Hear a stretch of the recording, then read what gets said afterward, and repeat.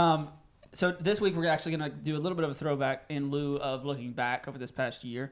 We're going to be talking a little bit about some games that we maybe thought have either gone under the radar or were just like incremental to our love of games. So specifically, yeah, that's a big word. What? Instrumental, you mean? Instrumental? Okay. Yeah. English major. They major. only did little pieces at a time. Well, I mean, that's true.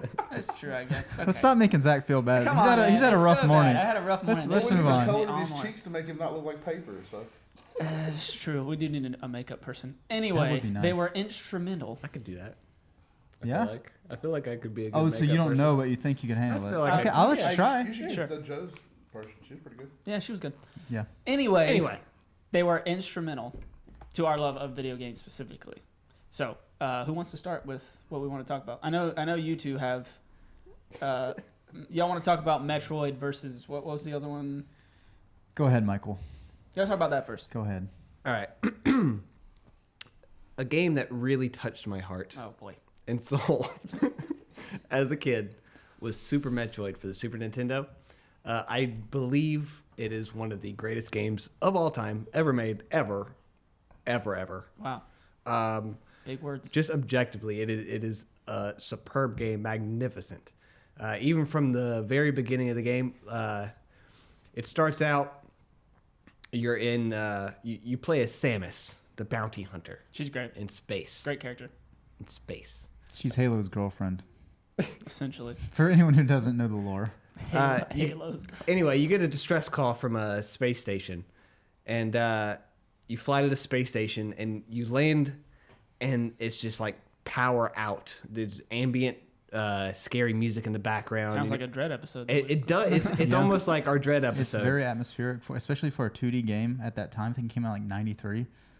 Like for that time, it was very, very intense. You had this feeling of loneliness that you don't get from a lot of. Like I didn't see that again in a game until like Shadow of the Colossus or something. It's very distinctly atmospheric.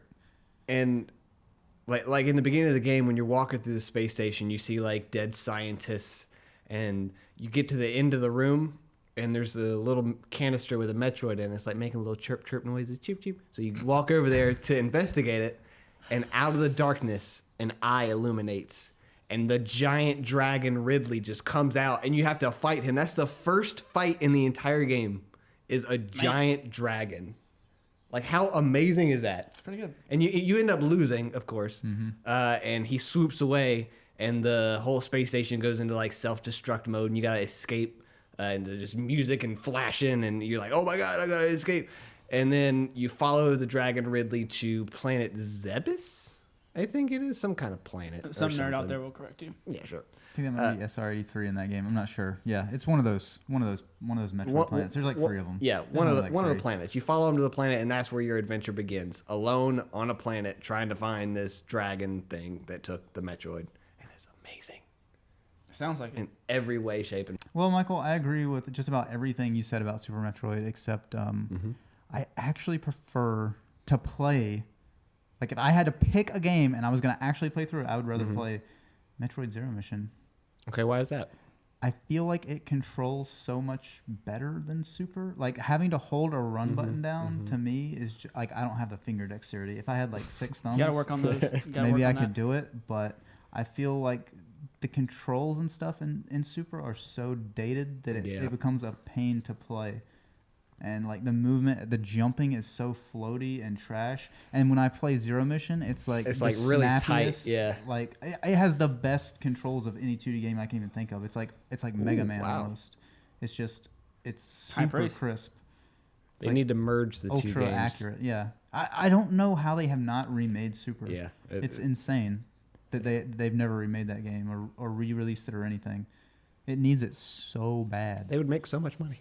They just remade, what was it, Metroid 2? The one that nobody cares why? about? Why on earth? But they won't remake Super? Are they afraid they can't do it right? Well, when they remade 2, though, they made it a much better game, though. Yeah, that's true. It's an actual playable game now.